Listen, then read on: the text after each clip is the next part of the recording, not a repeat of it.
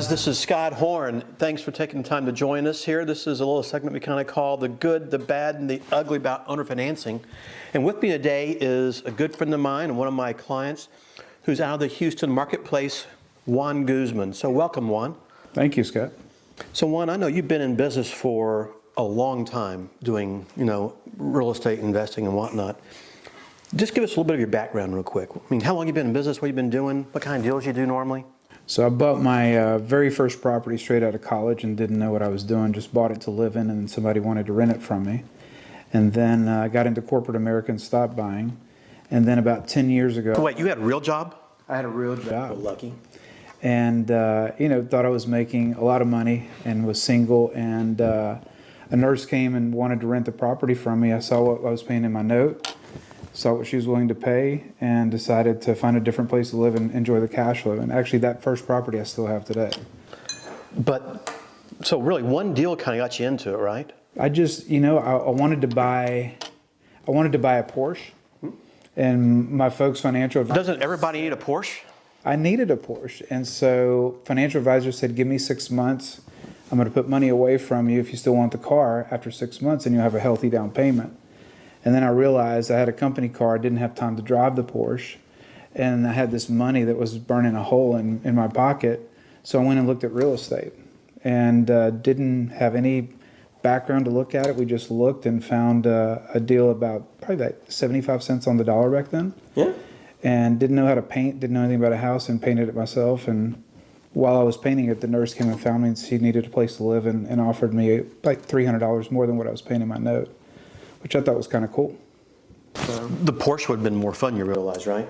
It would have been fun, but it would have depreciated. And, one of the things I didn't know at the time was I could actually refinance. And I got the first refinance, I got my down payment plus another $10,000 because we bought it right. And then I'm like, wow, this is pretty cool. Somebody else is paying down what the cash they gave me. The cash was not taxable because it's a refinance. And so, just kind of promulgated after that. That's a pretty awesome thing, though, by the way, that when you refinance and pull cash out of a house, it is tax-free income. Especially when you didn't know that was going to happen. No, that's great when you get that, and when you don't know about it, it's even better.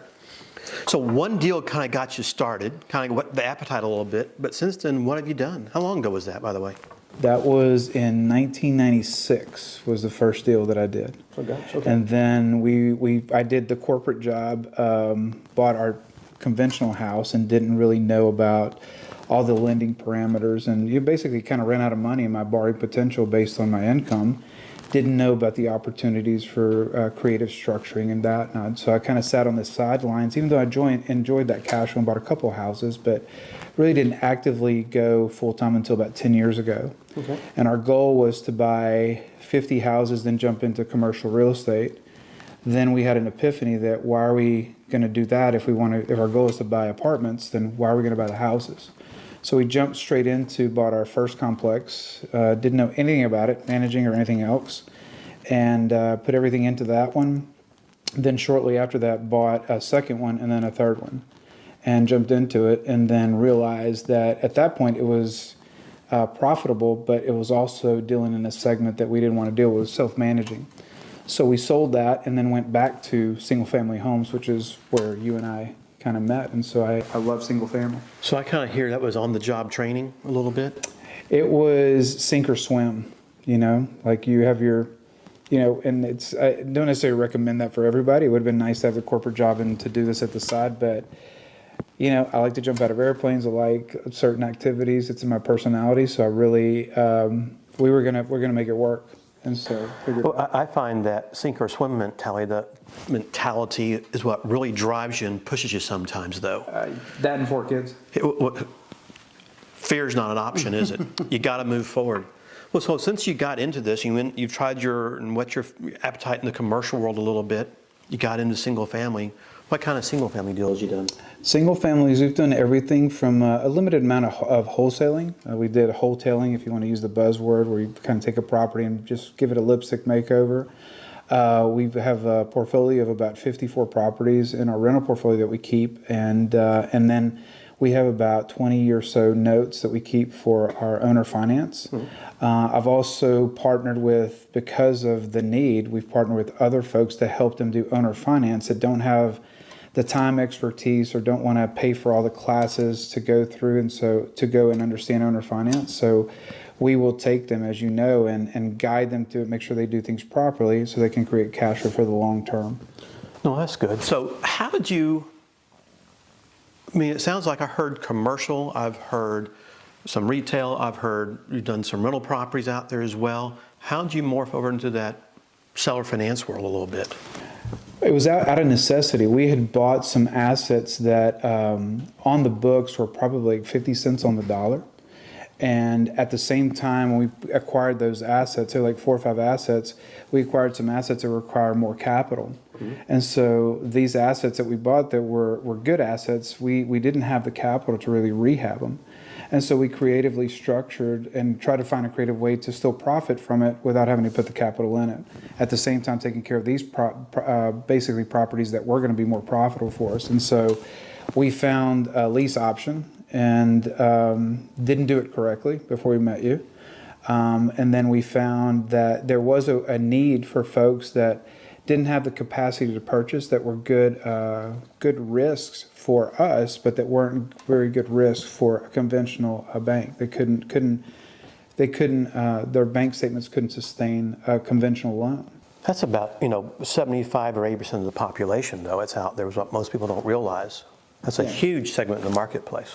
Well, and obviously our lending criteria and parameters have changed through the years, and we've adapted accordingly. But everybody kind of had a bad perception per se about owner finance, especially with my conventional realtors and brokers. Folks have been doing business a long time, and so once they got to know our process and understand that we're not predatory, we're giving folks an opportunity for the American dream to own a home. Yeah. Most of my people that we lend to are actually small business owners that their loans can't sustain, their tax returns can't sustain a conventional loan, but they're actually really good credit risk and they have cash. They're willing to pay us a higher interest rate for the risk as opposed to paying all the taxes they would otherwise, but they make plenty of income. Oh, yeah. I think recognizing some of those keys about the marketplace, that you're able to deal with the much larger segment of the population that can't qualify for your traditional mortgage.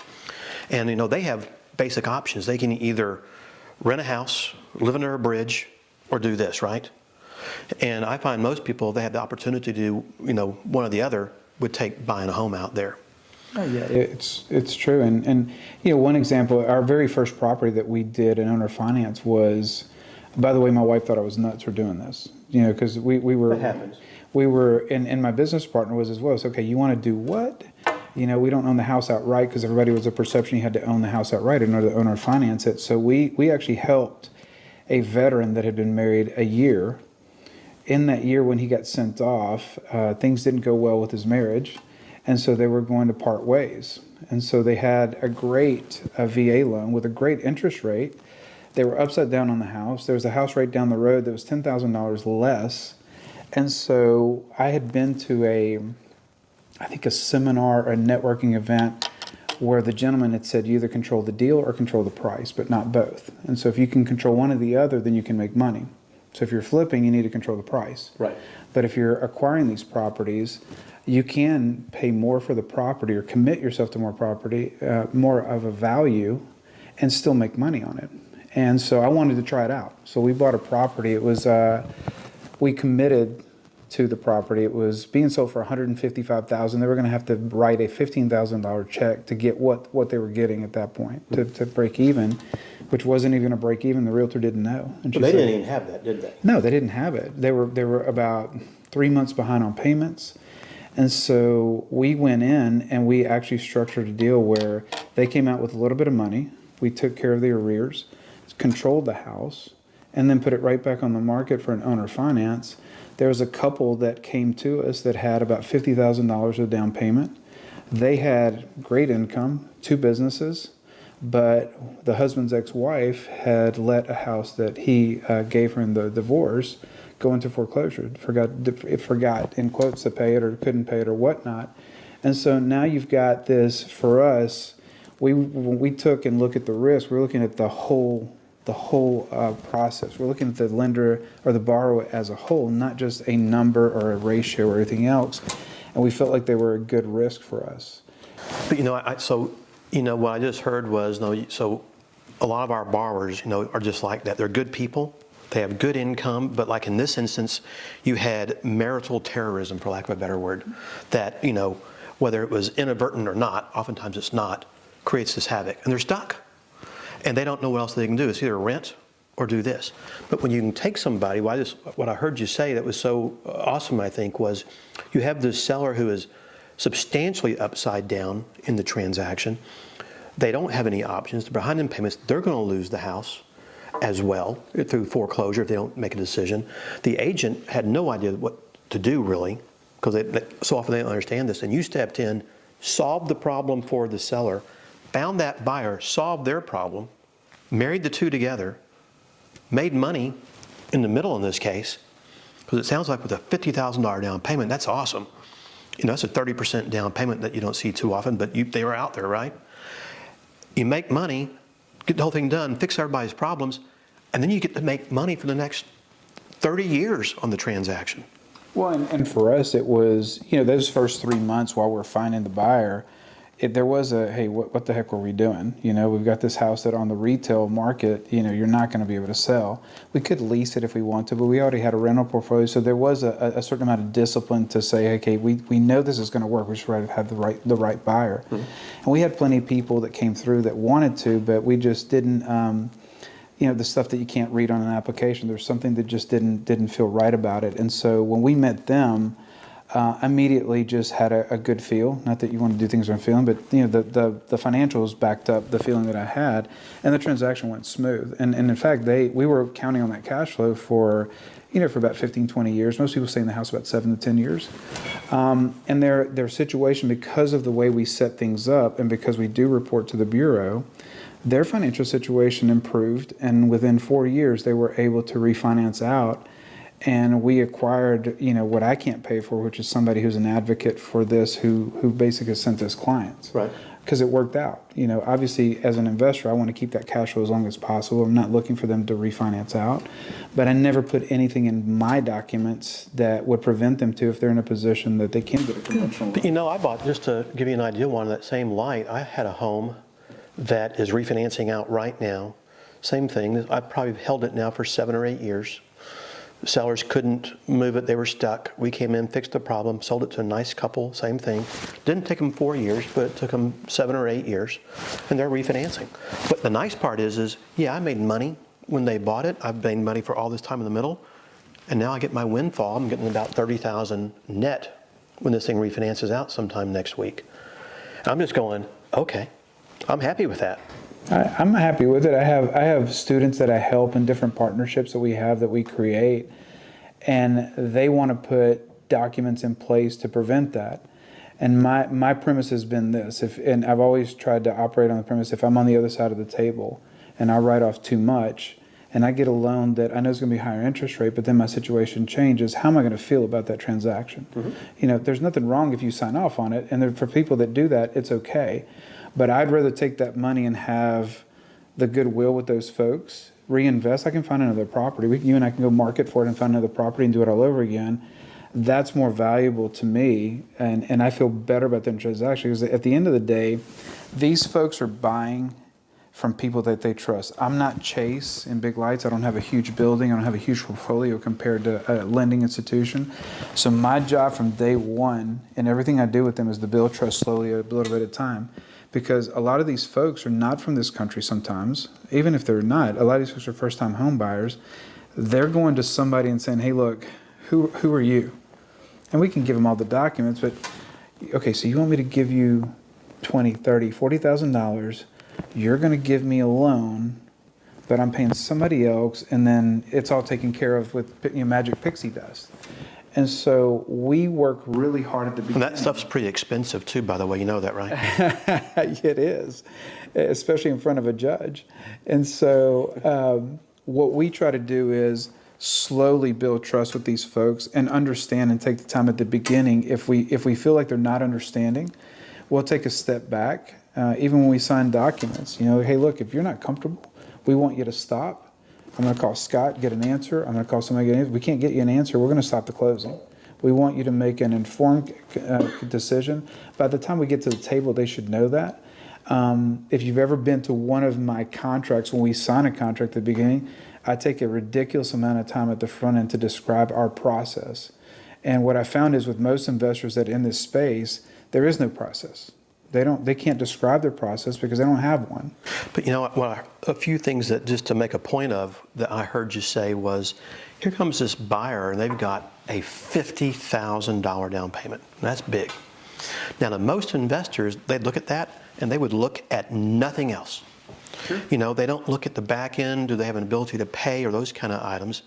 And Juan, I'm sure you're aware of this, but there's a lot of issues along the border towns in Texas here at least, El Paso, McAllen and whatnot, where people will come across the border, they have big down payments, they can make this payment, they just can't make a monthly payment. And no one checks it. But I see so often so many investors who are just greedy in that arena that all they see is the $50,000 and they don't care what happens. Sure, they got a pulse, let's take the money. Yeah, but you stopped and took the time and took them through the right processes to ensure they had the ability to pay. Well, we tell them up front a couple of things. Number one is and it's purposeful.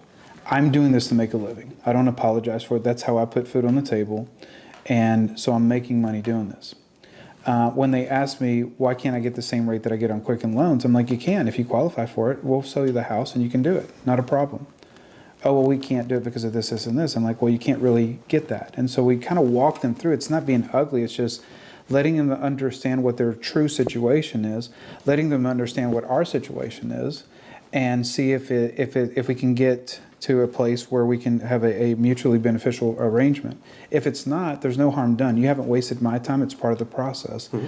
And so once we describe that to them, and for us, I know that you internalize some of your processes, but for us externally, doing some of the things with some of our vendors helps that process for us. When you're not quite as big, it helps you appear bigger because you have a process in place that's in check.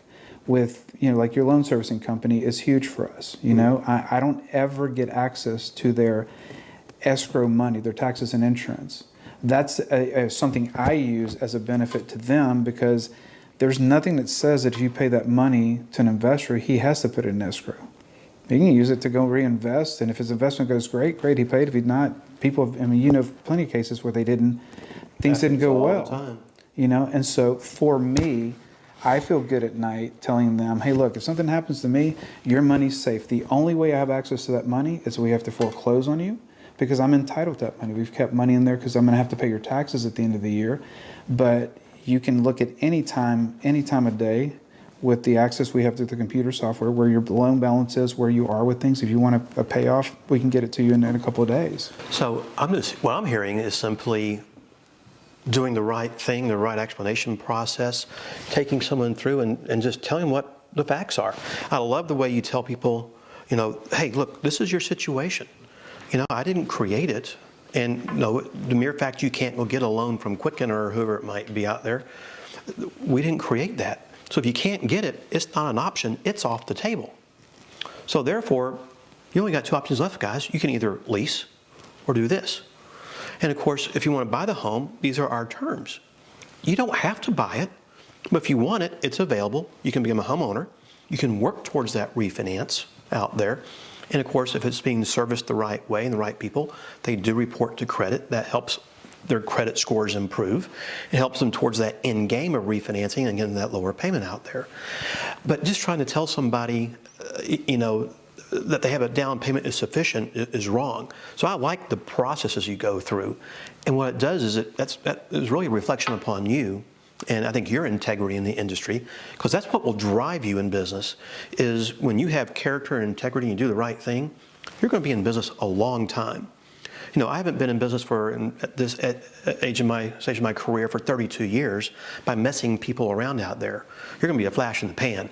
And so I love hearing just that you take the time to truly cultivate not just a seller, but a buyer out there. Our buyer, I mean, I just think about it because I'm first generation in this country, and I was fortunate enough to be able to experience a lot of contracts as the I guess the firstborn, and the anxiety when we bought our first house. Like I literally bought our first house with my father side by side, and so I understand all those questions. And you get in there, and so most people, even with your documents, most of my investors that I help do this have not read your documents.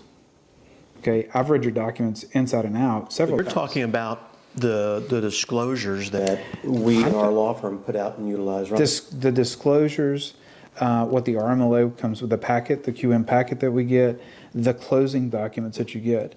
I would dare say that most investors haven't read through them. I don't claim to understand every aspect, every single word in there, but I can tell you when the pages comes up, the importance of that, and I think it's my responsibility if somebody comes in and says, hey, what is this? To be able to tell you, and I love the fact that it's an 8.5 by 11 big print, not not this legal size paper like you do when you sign a traditional loan, and you're trying to squint and look at these terms. You just can't read that. And so, I remember our closing, our realtor with our first property in Louisiana. The realtor came the night before and went over documents with us. I never forgot that. She didn't have to. My dad was educated, and she didn't have to, but I don't make the assumption that anybody, whatever background, I don't care if you're an attorney or if you're whatever, that has an understanding of these documents. I will take the time to explain to them at a high level what it is. And if we need to dive further into it, then we give you a call to give a legal explanation. Well, just listening to Juan, and I still see this so much today out there where mostly the newer investors or those that have only done one or two or three transactions, they're worried about more of the velocity of the transaction, getting that quick down payment, Sure. making the deal happen, other than taking the time to make certain that the sellers and the buyers feel comfortable and have a good understanding of the deal. And, excuse me, and so often these, the investor out there in the marketplace, and so often the realtor too, because they don't understand this, they haven't taken the time to not only read the contract and know what it says, but to read the disclosures that at least we suggest and provide to them. And they themselves don't have a working knowledge of the industry. And I think to be proficient in our industry, you have to know what it is you're doing. Because if I'm sitting at the table with a seller trying to buy a home, say under some creative mechanism, and I'm asking a question, I better have an answer that quick for them. Because I get one time, one shot, because if I don't answer the question right and somebody comes in behind me and they do have the right answer, I just lost the deal. Well, or worse, they may have the quick answer, but it may not be the right answer. I mean, what typically happens for us is when there's this arms crossed, at the table. And so once we talk about the process with the realtors, because the realtors are the voice for these buyers, they put their trust in, they trust these realtors, no matter if I like it or not. That realtor is the person that they're gonna engage in the biggest purchase of their life. And so if I can't get the realtor's trust to let me talk to the client directly, and I'm not trying to bypass them, it's a lot of information. We just talked about 10 minutes about our process. If I can't communicate that process to the buyer directly, most of the realtors haven't lived that process. So it's important for me to get that for two reasons. Number one, they know who they're dealing with. The fact that there's a process. If you go to Wells Fargo, and you say, what's the process? They're going to describe it in detail to them. They're going to know what it is, whoever's telling them. Number two, if there's a process, that means we've done it more than once. We're not just kind of winging it. Obviously every transaction could be in theory a little bit different, but we have the tools in order to find the solutions for it. And it's just, if it's a lien or mechanics lien or HOA lien, it's still a lien we have to address. It's not a big deal. If there's other issues, we're going to put them in the right position. And so we immediately instill confidence in them that if they want to go forward with the transaction, they're comfortable with the numbers, we have the competency to do it. The paperwork's going to be there. And even the last transaction you and I were working on, I didn't know this until after, but the realtor's sister was they were basically screwed out of a big down payment, maybe about $5,000 or $10,000, because they handed the earnest money check to an individual as opposed to a title company. And so. And by the way, I see that a lot where the wholesaler or the investor, they want the earnest money to come to them and not to the closing agent. Listen, everybody. If there even is a closing agent involved. Everybody will tell you everything they did correctly. I lost $3,500 because I did the same thing. The guy had a DBA when he went to go get a check for a wholesale deal. We lost $3,000. We made it out to him personally, and he couldn't provide clear title, so we asked for our money back, and he disappeared. I knew better, right? So I did know, and I'm like, hey, the deal is good. It's in literally my backyard, 3 blocks away. We were ready to do it, and I even had the conversation. Well, do I want to do this? And so as a business decision, my business partners and I said, yeah, it's fine. It should be fine. He's been in business a while. And so I went back to him and I was like, look, we have a small knit group of folks. I'm never going to talk bad about you, but do the right thing. Because if people ask me, then I'm going to tell them the truth. I'm not going to go out there and publicize it, but if that's the case, it was my mistake because I should have made it out to a company, and get it that way. And so I'll learn a $3,000 lesson out of it.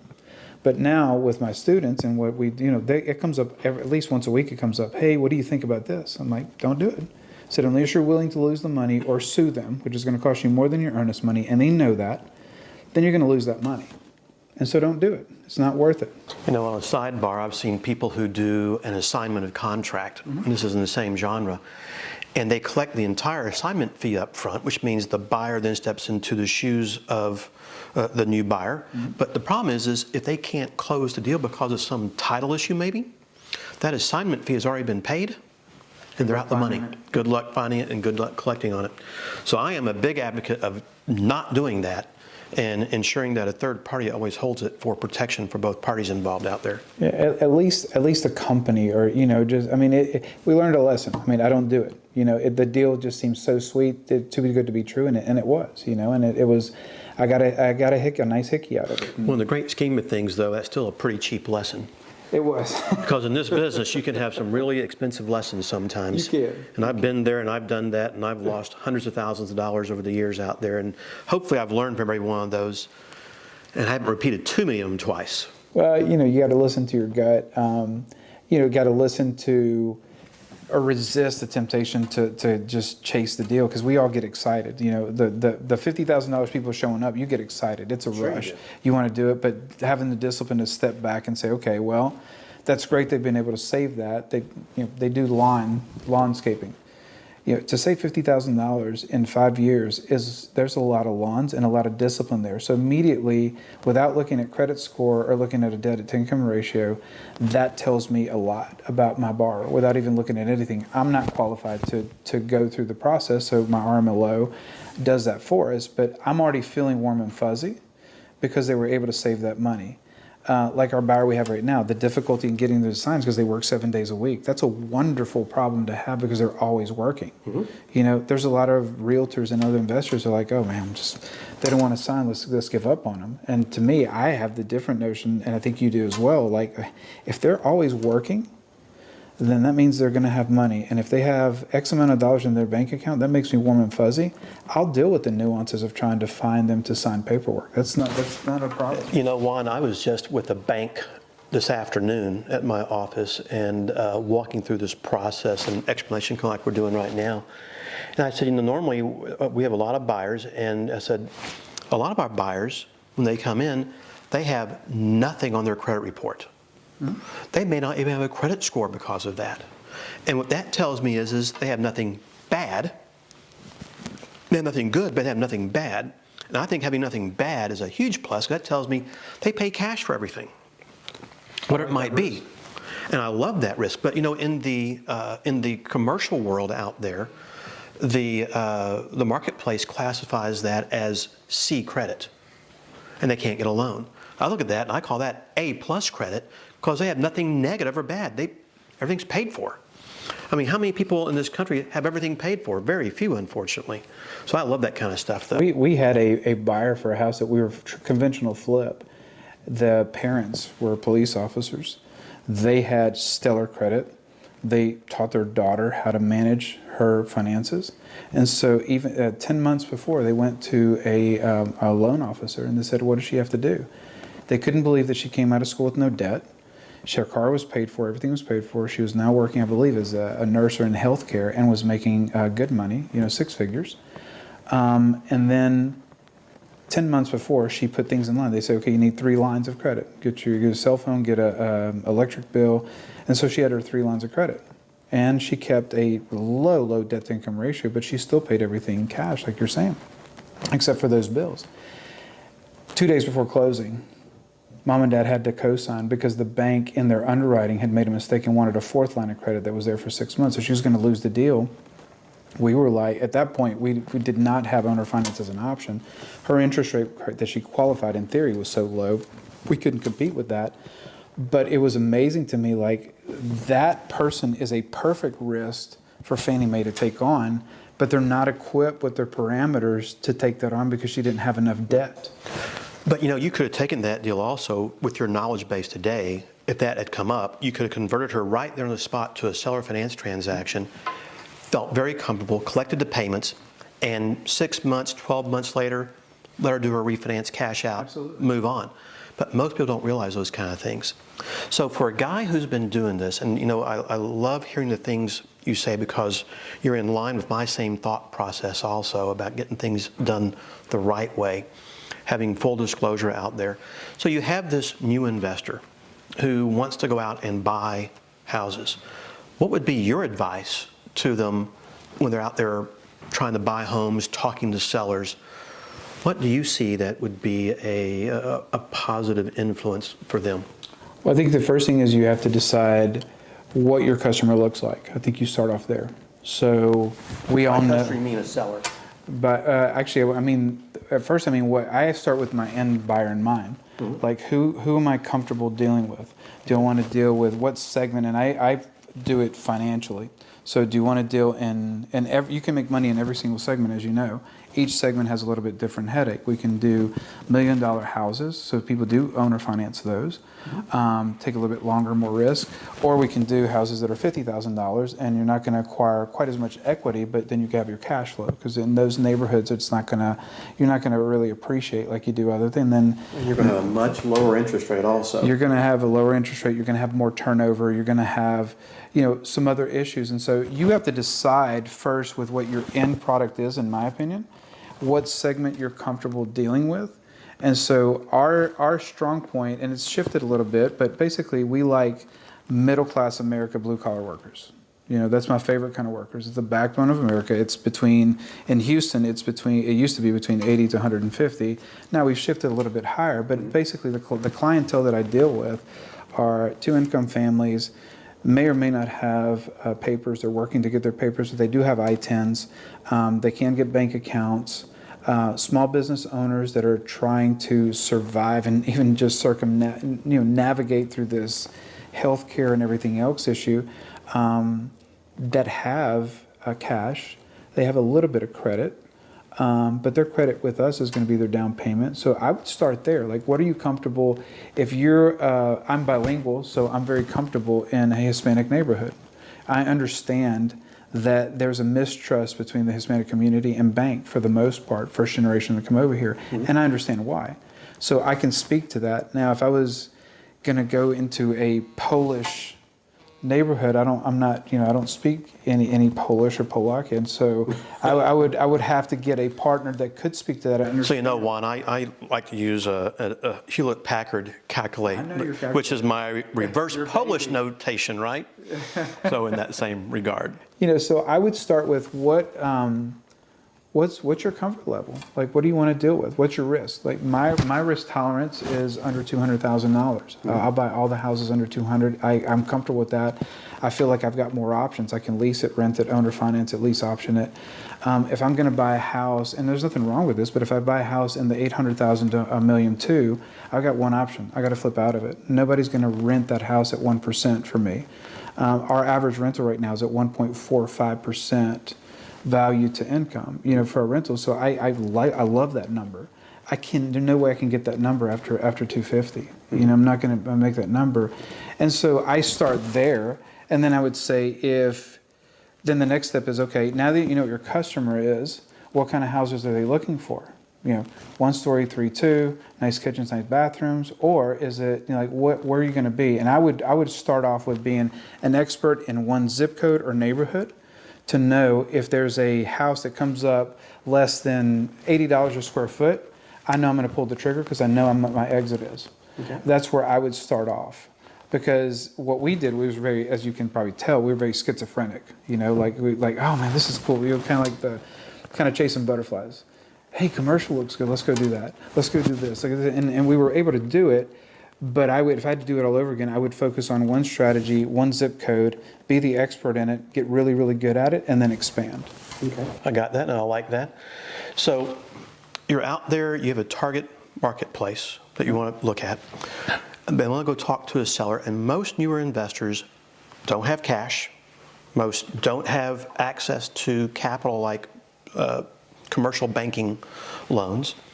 And so they're stuck either A, putting a house under a contract to wholesale it, or to try the seller finance strategy to buy it.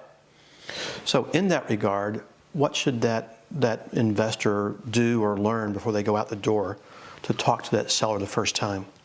Well, I think the question truly is do you want a hobby or do you want a business? I think that has to be addressed. Because if you want to... Mine's both, baby. Yeah. So now if your business happens to be your hobby and something you love, which both you and I do, then that's a twofer, right? That's a bonus. Mm-hmm. And then realize that a lot of the people I deal with and help, they have full-time jobs. So they don't have the luxury of going into this full-time. So they can borrow experience.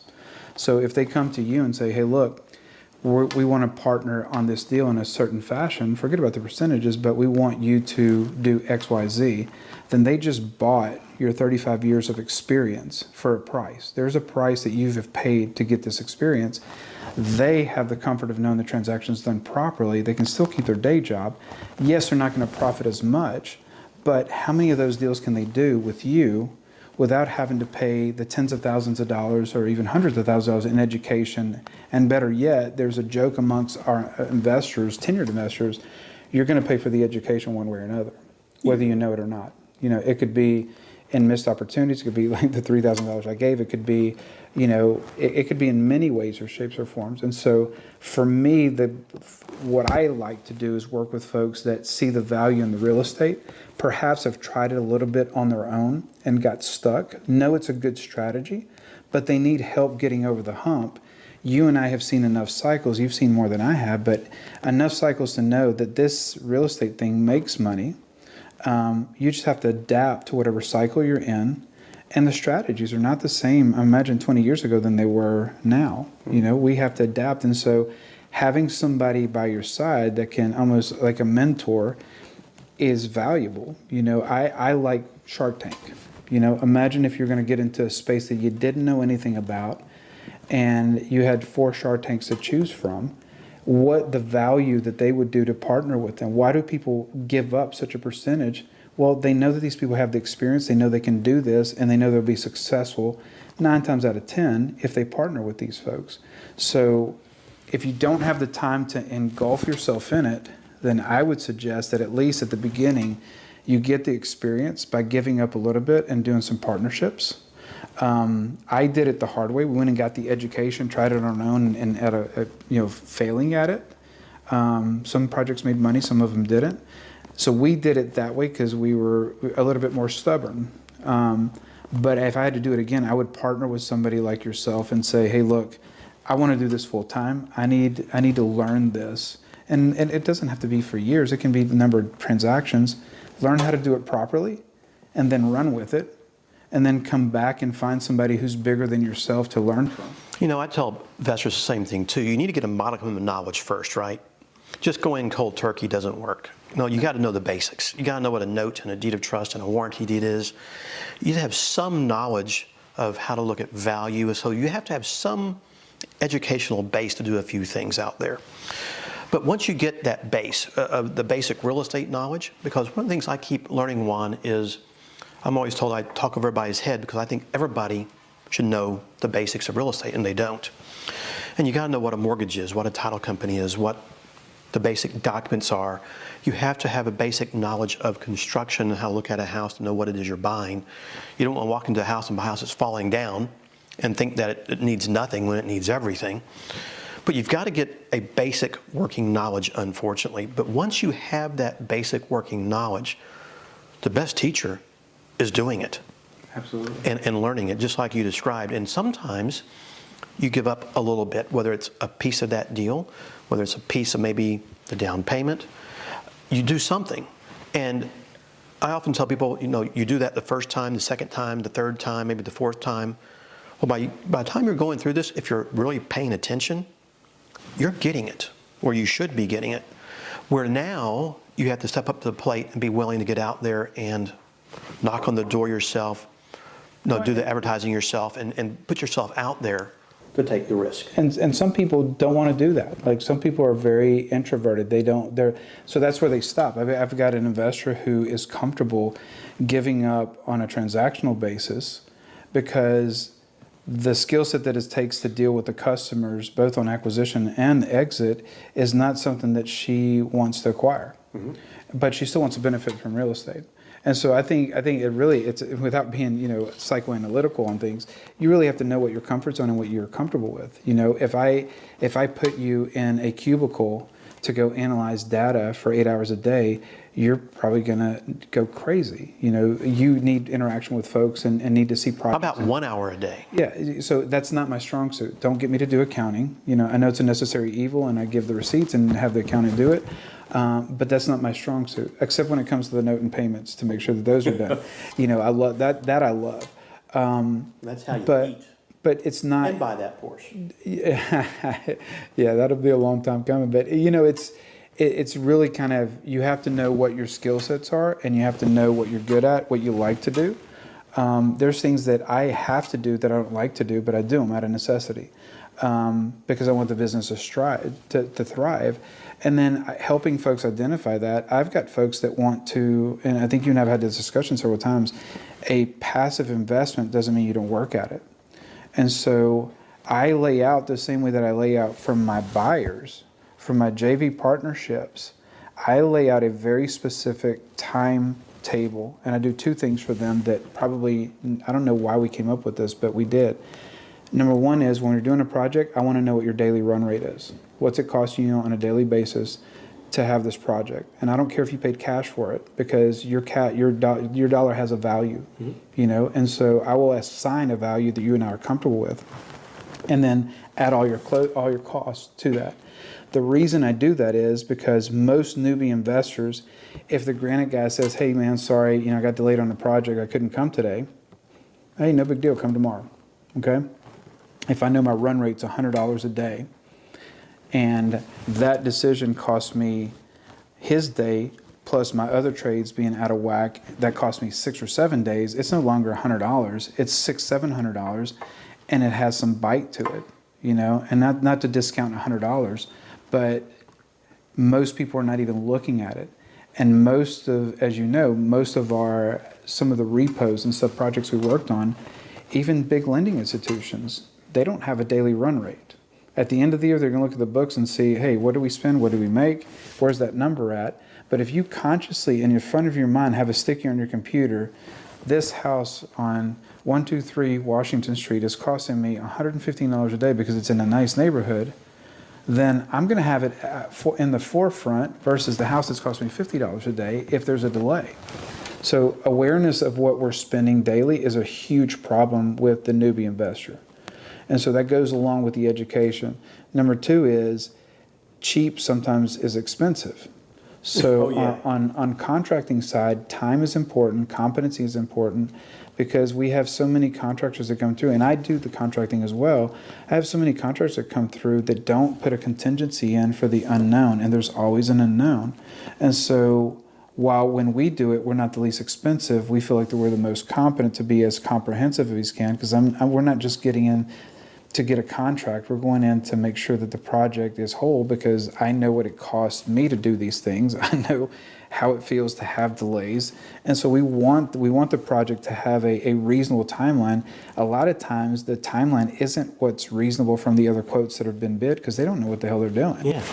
So what I've heard is, pick a neighborhood, learn it, understand it, know your values for that neighborhood out there,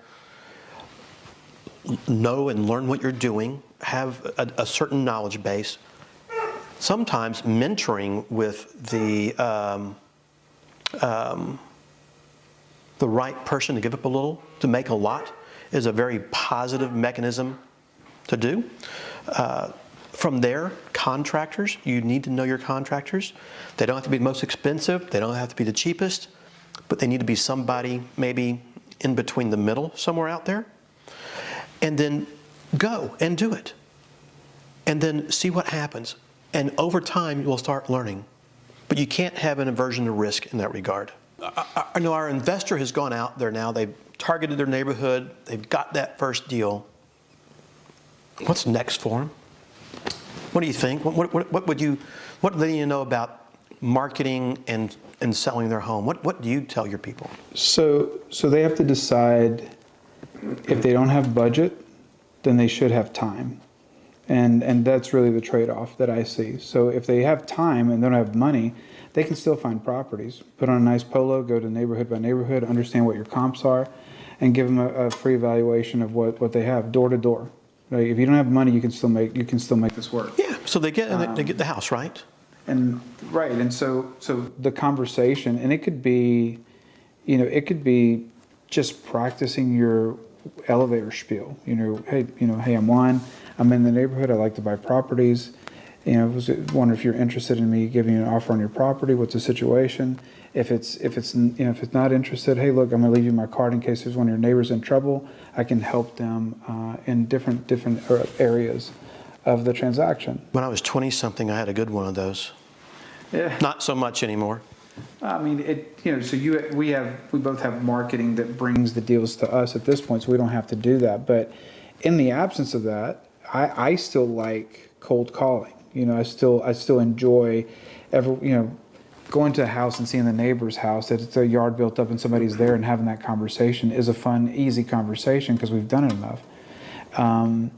For somebody who's new, even if they don't do that full time, I think the conversation is worth it, so they know who to hire to have that conversation. Oh, it's terrifying, I know. But if you're confident in your numbers, which goes back to the first thing I said, learn your neighborhood or know your zip code. If you know those numbers and they're unrealistic with their number, then I don't have a problem having a conversation with you, letting you know where I can't pay you that money. And I will, half the time, I will recommend your best bet is to put on the market retail and sell it. Fix it up, put money into it and sell it retail. I just had that happen on a home just the other day. I walked into it, I was dumbfounded. I don't get dumbfounded too often, but the house was in a great neighborhood. It almost needed nothing done to it, little things, updating. And it's like, why are you calling us? Yeah. I could not understand it, and I'm trying to put together an offer for it, and it's like, my offer is not gonna be what you want to accept. I offered to partner with her to help her make more money and get there. That still wasn't enough, which told me, of course, they needed to go retail, which was, of course, what I told them. So let's take our investor out there. They've gone out, they've canvassed their neighborhood, they partnered and mentored with somebody, they bought that first deal. Then of course the question is, now what, right? What am I gonna do? How do I get this house sold? What have you seen is successful out there to market these homes to prospective buyers with seller financing? Well, hopefully they did their homework ahead of time to, where we always decide, are we going to stretch the comp, we're going to middle the comp, or we're going to be lower than the comp, so, and there are occasions for both. There's sometimes that we've bought a property in our schizophrenic kind of investing that we haven't decided what we really want to do with it up front. I would contend that it's better to know what you're doing with the property when you're buying it. I mean, I think it's a better strategy. Absolutely. But we've done it the opposite way where, we just, in the middle of a rehab, somebody offers something else and we just stop rehab and move on. And so, but I would say, assuming that the value is there, they bought it right, assuming that they stayed in budget rehab, which they probably didn't stay in that, but they still have enough room, then there has to be, the same way there's a process for owner financing, there's a systematic process that you have to decide and to talk with your realtor about getting these things done, unless you're going to do it yourself. And I would contend that I would find, and it doesn't have to be the number one realtor, I would find somebody in your neighborhood that's a platinum realtor on HAR and have a conversation. And the conversation needs to be about stuff that you can't find on your own. So every realtor out there has access to MLS. The listing agent is going to let MLS sell the property. They don't like me necessarily because I want to know outside of MLS and syndication. And if you don't know what that is, you know, I mean, you know it, but if you need to look what that is, outside of syndication, what are you going to do to sell my property? And don't tell me an open house, because I know open houses, what they do. I want to know what you're actively doing. We had a neighborhood, for example, that was a gated neighborhood, very difficult to sell a house. When I asked that question of a platinum realtor, their answer was phenomenal. The ungated neighborhood that we have in that same segment that's in your house, the minute to make an appointment for this house, we're going to make an appointment to let them show these houses that are in a gated neighborhood. So it gives us an opportunity to show them more properties, gives us a chance to make commission, and we're going to get access to this property that otherwise is not going to be seen otherwise. Right. That's a great answer for me. I don't want to know about the automation and computers. Yeah, I think it's important everybody lays online, but I want to know the extras that they're going to do to move my property. And if they can't answer it, then I'm worried. You know, but I think the main thing I heard you say first off is, and what I do is before I walk out the door ever go look to buy a house, I already know what my back end exit strategy is. I know what all my numbers are before I even buy the house. So that decision is made already. So I'm not having to make my mind up on the fly somewhere. I've got it. Yeah, I might manipulate it a little bit once I buy it based on some things. That's just normal with every property out there. But then once I've made that call, I know exactly what to do. And I get my marketing going. I love working with the right realtor in the right area. I don't mind paying a 3% commission to somebody. I don't mind running ads in other internet sources like Craigslist, for example. But somebody has got to field those calls, and there are going to be a lot of calls. Interestingly, like you were saying earlier about a gated community, a lot of times in an ungated community, it's a lot easier to do marketing with some signage and whatnot. You go to a gated community, you're going to have homeowner association issues. You're not putting signs out around the neighborhood, and it's going to be a little more difficult. And we had that exact same scenario, and our signs would only last for a day. It got expensive putting signs out.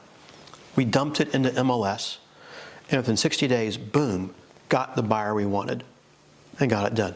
But we had to pay the commission. And even today in our marketing, I don't mind paying the commission, but I think buyers, when they're out there looking to do this, you've got this property, make your mind up in the beginning what you're going to do with it. If you're going to retail it, retail it. If you're going to lease it, lease it.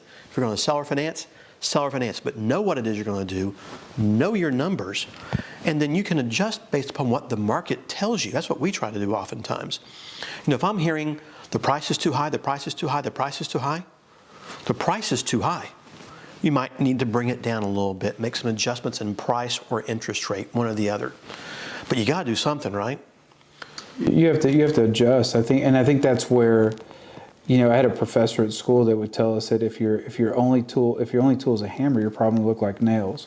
So if you're a newbie investor and you only know this is the only option, like, oh my gosh, what do I do if I couldn't sell my house? Well, you do have options. It may not be the options you like, but you have some options. Right. If you have one house and that happens, you have some, you can afford to, you may not want to, but you can afford to sustain that. What if you had 50 houses and you got big enough and you have 50 houses or 300 houses?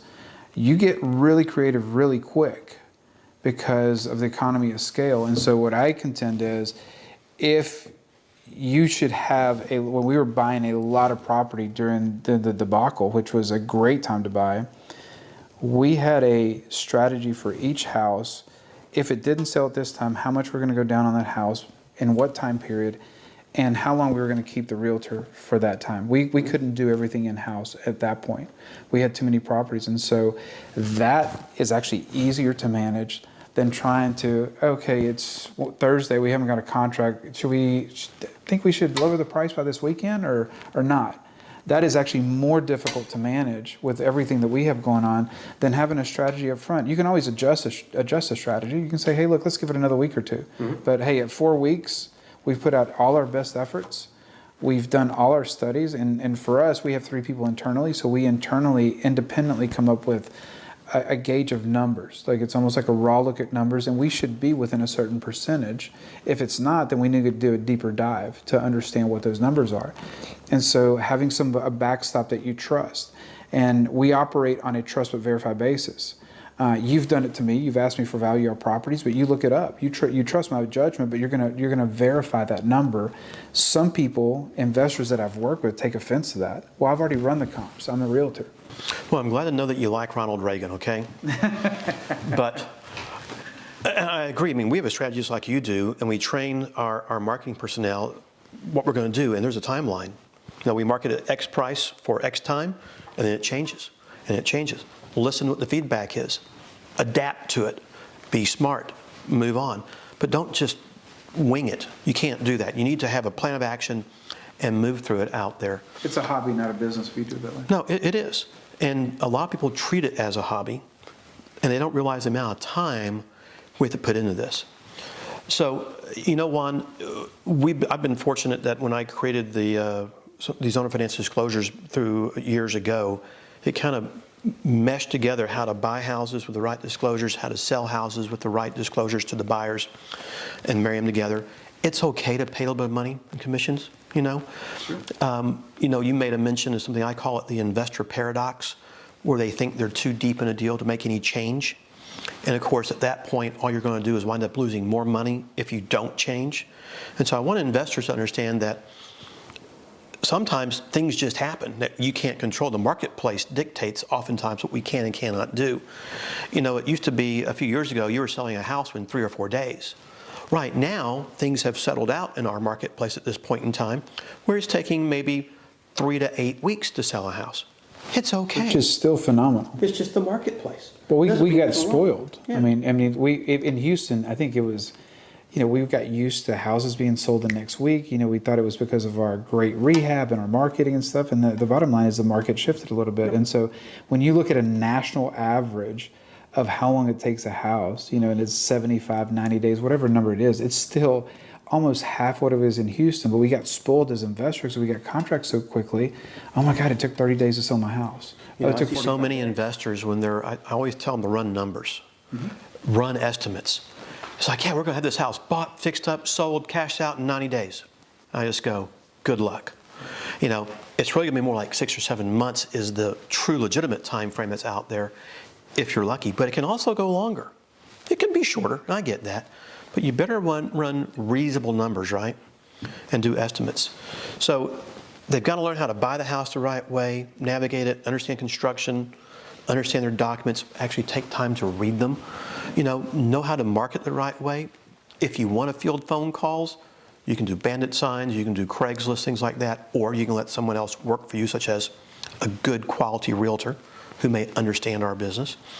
Get that buyer there and close it, and then hopefully close it the right way, understanding the processes you got to go through and do. And of course, on the Owner Finance Network, we try to help the investors understand what all those are. But Juan, along the way, I know you and I come into a lot of goofy situations. I think we have seen between us a buku of deals out there. I mean, what have you seen are some goofy things that happen out there that these people do, whether it's buying or selling? What have you seen that comes up a little bit? The biggest component is we're not supposed to do a contract for deed. I mean, it's clear, and I've had investors, brokers that have a lot of tenure, more tenure than I have, that basically, they've told me, we can do it. We've done it for years. We can do it. And so, and I'm not there to I'm not the owner finance police by any means, but, knowing your facts. And so I'm always open to being corrected. I would love to be corrected on a contract for deed. I would love for that to come back. It's still available option in Louisiana where I have that property. And so I wish that it was available. But the fact is my understanding right now of the law is that we're not supposed to do those things. And so people want to believe what they want to believe because they've been doing it for a long time. Lease options are extremely popular. But in my opinion, done improperly 90% of the time, if not more. My problem, so first off, with a contract for deed, it's okay for us investors to buy that way. We just can't sell. And the lease option, same thing. We can buy, and we can market a home and put someone in the home with a lease option, but you better know the rules and regulations, right? Sure. But my biggest problem with both of those is what happens if our seller, who may have been a seller in distress, gets in trouble and they get hit with a judgment or other liens of that nature. they're going to attach to that property that you're buying, because you haven't bought it yet, you're buying it, or you have the right to buy it, and all of a sudden now you have to navigate that as well. And maybe the seller's position doesn't allow you to do that. So I always promote, get the seller out of the picture as fast as possible. Absolutely. And control the deal out there so it doesn't happen. You know, some of the things I've seen, Juan, that just pop up, I've seen these wholesalers put together contracts. And of course, I get this rinky-dink one-page contract that either they put together or they created, found on the internet, or some investor gave some investor to come up with, because it's so much easier and cleaner and easier to explain. I keep going, guys, that's the reason we have promulgated forms. Everybody understands them, and they're there for your protection. You know, the mere fact it might be longer, don't worry about it. Now, if you're working with a seller or a buyer who has a realtor, they're not going to like your one-page contract. They're going to want to see a standard, they're going to want to see a standard track contract. Eliminate the negatives up front. I've seen contracts that wholesalers, they're trying to buy a home using creative financing, but they structure a cash contract. Yeah. They don't know what they're doing, and you have to know these kind of things. And if you don't know how to do it the right way, stop. Find the right people and the right resources who can help guide you through that, and go to it and use it. If it costs you $100, great. It's worth the money to do it the right way. Well, we've had our biggest issue, honestly, is people don't read the contract. Like, they don't read the details on the contract. We found one, I think I sent it to you, we found one where on purpose the realtor had switched the earnest money and the option money. Okay? So instead of, you know, $100 for the option and $3,500 for earnest, which got credited on the HUD, it was flipped. Really? And so $100 earnest money and $3,500 option money. right, which doesn't get credited. Mm-hmm. Okay, I don't know if it was purposely or if it what, you know, how it was done, but the end result is when we sent the documents out, the title company's responsibility is to do what's in the contract. They're going to follow that contract. You know, they may have asked a question if it doesn't seem out of whack, but their job is this. So guess what? These buyers were going to be out $3,500. They literally paid $3,500 for a 10-day option. Mm-hmm. And so we caught it on the front end. The intent of the buyer was not that. The intent of the seller wasn't that. And so it got corrected. But there was a conversation with the investor, which it was a JV partnership. We partnered with them, and they're like, well, what do we do? Because we're going to get extra $3,500 the way the contract they signed off on it. And I'm like, well, and I've learned this from you. You know, the spirit of the contract is to do this. If you always do what you're supposed to do and your intent was to do, now if that was their intent from the beginning, all parties are game. No problems. But especially in this arena when we're owner financing, I am very, very protective of anything that seems predatory in any way, shape, or form. Immediately, that looked like predatory for two reasons. Number one, it's overpayment. It's not standard. Mm-hmm. It was on the truck 1.4. Number two, that's $3,500 that should have gotten credited, plus it's gone after 10 days. Well, you know, that's just the greed of people, though, that I see so much of out there, where it's like, hey, we can make an extra $3,500 by doing this, and they won't know about it. Mm-hmm. And you see it everywhere. It's all about making more money and taking advantage of the buyer and saying, well, you all signed it. If you want the house, great. If you're not, we're keeping your money and move on. So, Juan, you know, to me, that is one of the biggest things of our industry, because so many investors, they get into it with that get-rich-quick mentality. Mm-hmm. They have talked to other investors who are quasi-unscrupulous, as I hate to say. They want to try to find ways to take advantage of a seller, of a buyer, whatever it might be, just to make a little bit more money. And what they don't understand at the end of the day is you really make money in this business by doing many deals over many, many years, not by just one little deal out there. And when you maintain that level of integrity, you take care of your sellers, you take care of your buyers, you do things the right way, you've got everything, all your cards on the table, for lack of a better word, out there. I think that's when you really create the win-win transaction for everybody. And I know that we're going to keep seeing goofy contracts, you know, whatever that might mean out there. We're going to see wholesalers and investors who trying to put things together. Unfortunately, it's messed up. We got to stop and go back and change it for them. Oftentimes, we got to stop and say, guys, I just really recommend you don't do it this way. Here's why. Here's what you should do. Here's why you should do it. Most people will listen to you. There's some that just won't, and I get that. That will never change, I think, in our industry. But the more we do that, I think, it gives us more longevity in our industry, but also it gives us more credibility to allow us to do more deals. And that's what we're all looking for, is the ability to do this long term. And what I call it is to create that generational wealth out there, you know, by developing this large portfolio of homes in some regard. But taking advantage of people doesn't work. And again, I just wish I didn't have to deal with all these goofy scenarios and goofy questions that I see out there. It's always going to happen.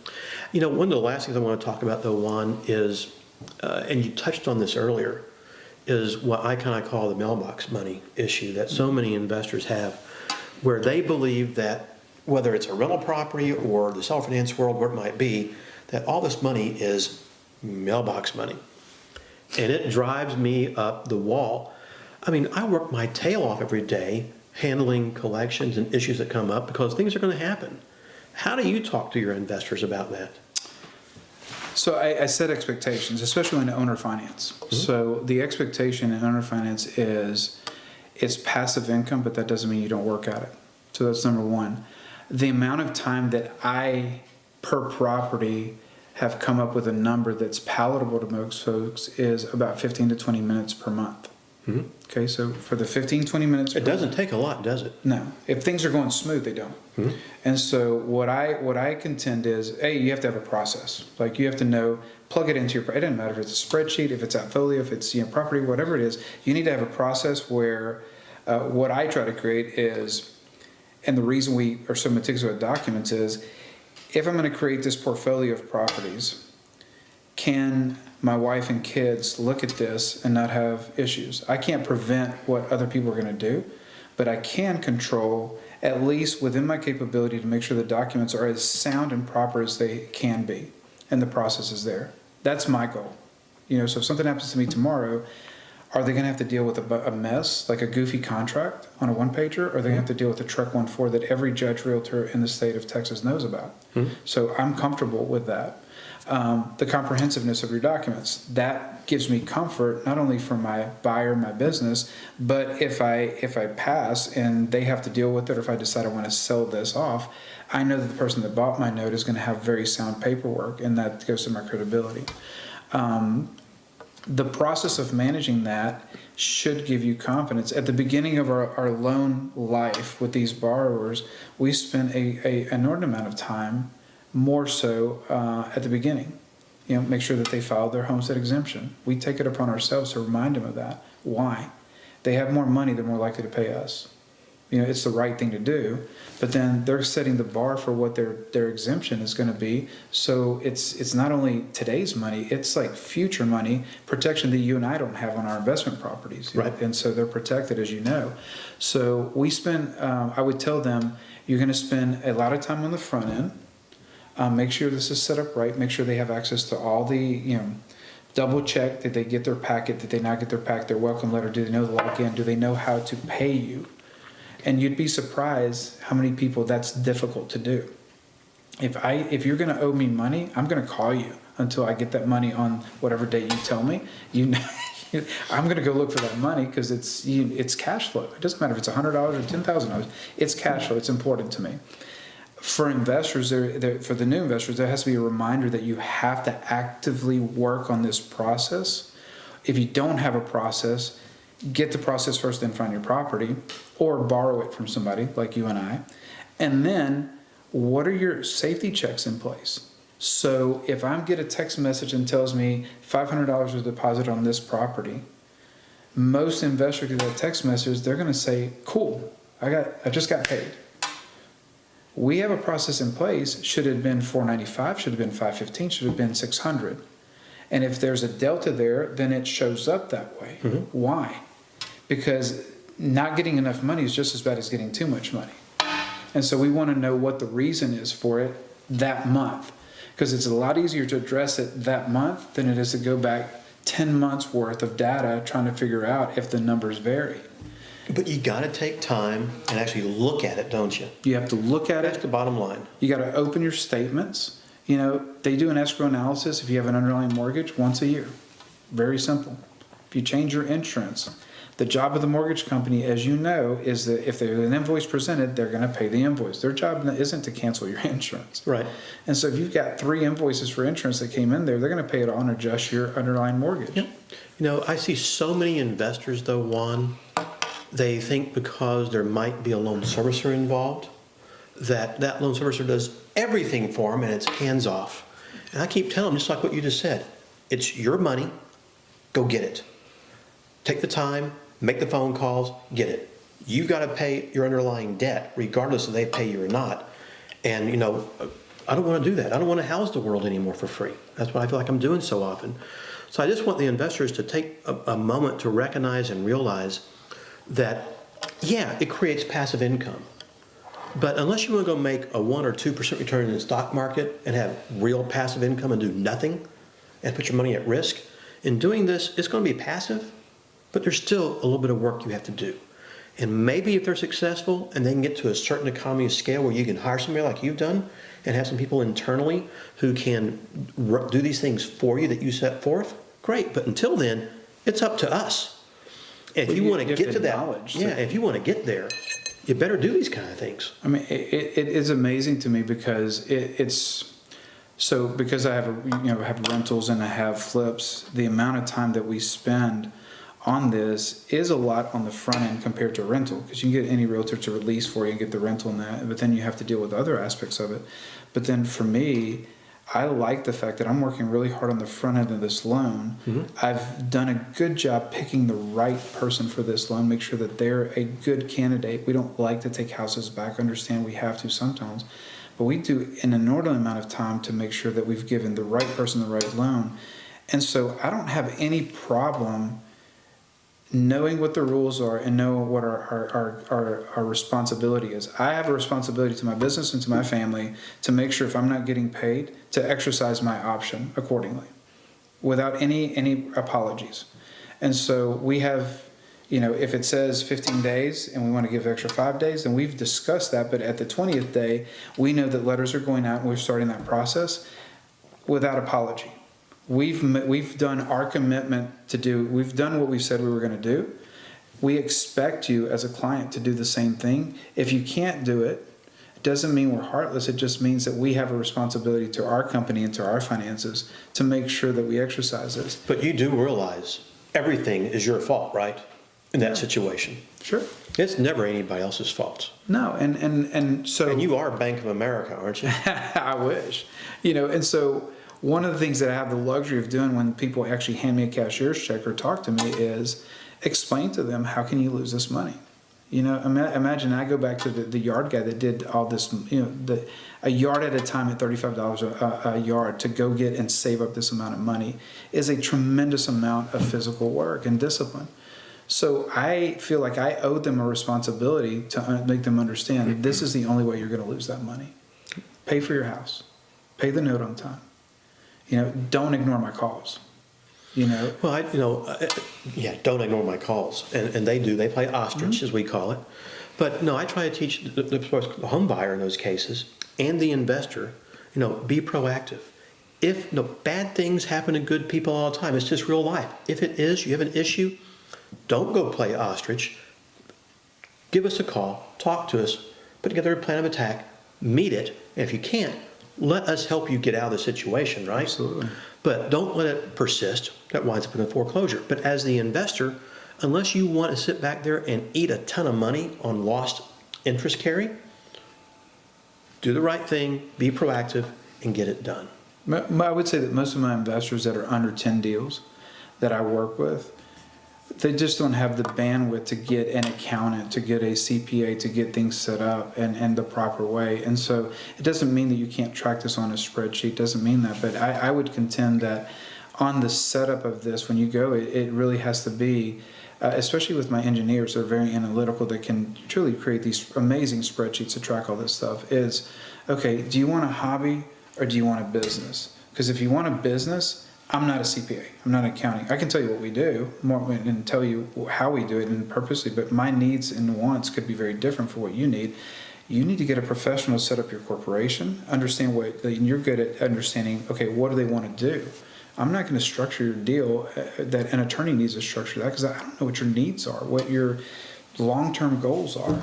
And so what fits me, my LLC, may not fit you. You may need an LP or some other structure that I don't know the benefits from. So professional help at the beginning to structure this and having a laid out plan is important.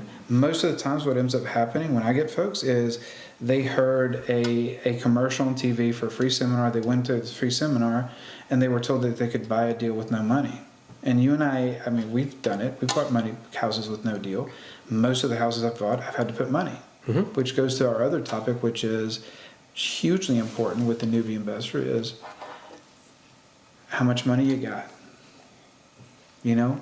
So, we just had a conversation 2 nights ago, the value of money. Realtors super excited. They bought a new house. They put $100,000 of their hard-earned money in this house. Okay, well, what happens? And I've just proposed one question. Are you know, well, we got about 40 for the rehab. We're expecting to be 20. So they felt good about it. Not a problem. It's a great strategy to have, good discipline to save that money. What happens if you get a deal on the house right down the road and that house is 20% less than what you just paid this house for? What are you going to do? And it was a deer in the headlights because they don't have the tools, right? And you know where I'm going with it. So leveraging money and having the discipline to do it properly then tells me where you are as an investor. What you pay for your money is also important, but having the discipline to understand, hey, it's okay to get a hard money loan if I'm going to go flip a house, because I'm going to save my money and I'm going to have the opportunity for these other houses to have all this capital here, because everybody has a finite amount of capital unless you can go generate it with different advanced strategies. And so those conversations sometimes go on deaf ears. It took me a while to recognize that too, because why do I want debt if we can pay cash for it? Yep. Well, it's kind of that same genre. If we have a buyer out there who's not making payments, we've got to be proactive to address it and take control of it. If we want to go out there and control more deals, we've got to be proactive in knowing what our resources are, because you've got to have money to make money, unfortunately, or know where to get money to make money. It's not always about, well, I like to say about money, it's about the availability of money, it's about the cost of money, and it's about learning how to save money. And I think in any industry, and especially in the owner finance industry as well, you've got to learn all 3 of those principles. And you've got to learn to be proactive in your mechanisms. You cannot sit back and expect somebody else to take care of your money the same way you will. Because if you do that, you're going to go broke really quick, and then you really do have a real job, the next week. And that's what we want you guys to learn how to avoid out there. So Juan, I think you have been fantastic in giving us an overview of the business and the things and some of your insights and whatnot that are out there. Guys, we appreciate you taking time to listen to it. Juan, thank you for having me. You did awesome, bud. Thank you. Hey guys, if you like this video and want more free information on owner financing, please subscribe to our channel and hit the notification bell to be notified when we post. Don't forget to like this post and ask me any questions on owner financing below. When you're ready to take the next step, head over to the ownerfinancenetwork.com and check out our in-depth course on owner financing.